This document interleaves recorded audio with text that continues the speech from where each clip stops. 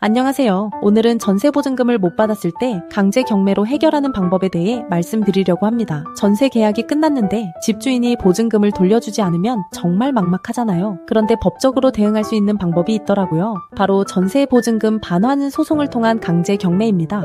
먼저 전세보증금 반환 소송에서 승소하는 건 생각보다 어렵지 않다고 합니다. 임대차 계약서와 보증금 지급 증빙만 있으면 대부분 이길 수 있는 소송이에요. 하지만 문제는 소송에서 이긴 후에도 집주인이 자발적으로 돈을 돌려주는 경우가 드물다는 겁니다. 실제로 소송에서 승소한 후에도 집주인이 여전히 보증금을 지급하지 않는다면 강제 집행 절차를 밟아야 합니다. 소송에서 받은 판결문이나 확정된 지급 명령이 있다면 이것을 근거로 집주인의 재산을 압류하고 경매를 진행할 수 있어요. 그럼 강제 경매가 정확히 뭘까요? 강제 경매는 법원을 통해 채무자의 부동산을 압류하고 매각해서 그 대금으로 채권을 회수하는 절차입니다. 전세 보증금 반환 소송 방법 중에서도 가장 강력한 수단이라고 볼 수 있어요. 여기서 중요한 포인트가 있습니다. 주택임대차보호법 제3조의 2에 따르면 임차인은 전셋집에서 퇴거를 했든 안 했든 상관없이 강제 경매를 신청할 수 있다고 합니다. 집을 비우지 않은 상태에서도 경매를 진행할 수 있다는 뜻이에요. 이게 정말 중요한 부분입니다.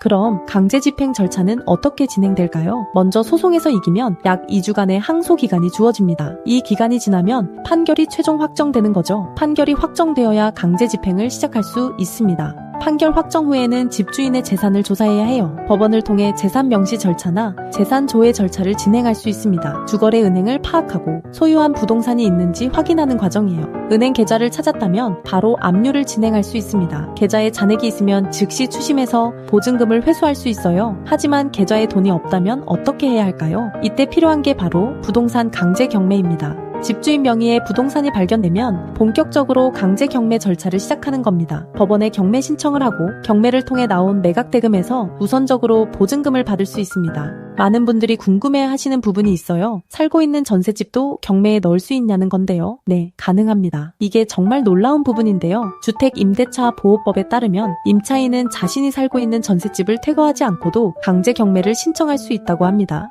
일반적인 강제 경매와 다르게 전세 보증금 반환, 소송, 강제 경매의 경우에는 집을 비워주거나 인도할 필요가 없습니다. 대항력과 우선, 변제권을 그대로 유지하면서 경매를 진행할 수 있다는 거죠. 이렇게 하면 경매가 진행되는 동안에도 계속 그 집에서 살 수 있고 경매로 집이 팔리면 그 돈에서 보증금을 우선적으로 받을 수 있습니다. 그럼 소송 기간은 얼마나 걸릴까요? 법원마다 조금씩 차이가 있지만 평균 3개월에서 6개월 정도 소요된다고 합니다. 주택임대차 소송의 경우 일반 민사 소송보다는 빠르게 진행됩니다. 소장을 접수하면 법원이 대체로 1개월에서 2개월 내에 변론기일을 지정하고 판결까지는 3개월에서 4개월 정도 걸립니다. 집주인이 법적으로 특별히 다툴 부분이 없다면 더 빨리 끝날 수도 있어요. 소송 시작부터 실제로 돈을 받기까지는 6개월에서 1년 정도는 예상해야 할 것 같습니다. 강제 경매 신청은 어떻게 하냐고요? 부동산이 있는 지역의 지방법원에 강제 경매 신청서를 제출하면 됩니다. 신청서에는 채권자와 채무자 정보, 청구 금액, 경매 대상, 부동산 표시 등을 적어야 합니다. 여기에 확정 판결문 정본과 부동산 등기사항 증명서를 첨부해야 하고요.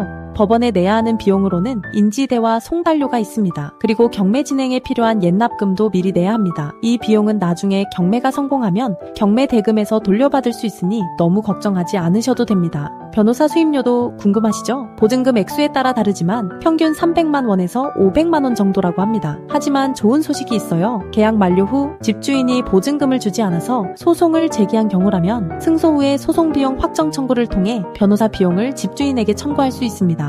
전세 보증금 반환 소송을 셀프로도 가능하다고 하는데요. 소송 중에서는 비교적 쉬운 편이라고 합니다. 하지만 강제 집행까지 생각한다면 전문가의 도움을 받는 게 좋을 것 같아요. 법도 전세금 반환 소송 센터 같은 전문기관에 상담을 받아보시는 것도 좋은 방법입니다. 한 가지 더 말씀드릴 게 있는데요. 전세집의 시세와 전세금 차이가 거의 없는 이른바 깡통 전세인 경우가 문제입니다. 이런 경우에는 강제 경매를 진행해도 보증금 전액을 회수하기 어려울 수 있어요. 이럴 때는 집주인의 다른 재산을 먼저 찾아보는 게 중요합니다. 은행 예금, 증권, 보험, 다른 부동산 등을 조사해서 압류를 진행하는 거죠. 만약 집주인이 재산을 숨기거나 처분할 가능성이 있다면 소송 전에 미리 가압류를 해두는 것도 방법입니다. 가압류를 해두면 소송 기간 동안 집주인이 재산을 빼돌리는 걸 막을 수 있습니다. 사전에 대비하는 것도 정말 중요합니다. 계약할 때부터 등기부 등본을 꼼꼼히 확인해서 선순위 근저당이나 가압류가 있는지 봐야 합니다. 그리고 전입신고와 확정일자를 바로 받아서 대항력과 우선 변제권을 확보하는 게 중요해요. 계약 종료 6개월에서 2개월 전에는 갱신 거절이나 해지 통지를 내용 증명으로 보내는 게 좋습니다. 나중에 소송할 때 증거로 쓸 수 있거든요. 만약 집주인이 보증금을 못 줄 것 같은 징조가 보인다면 빨리 임차권 등기 명령을 신청하는 것도 방법입니다. 이렇게 하면 이사를 가더라도 대항력을 유지할 수 있어요.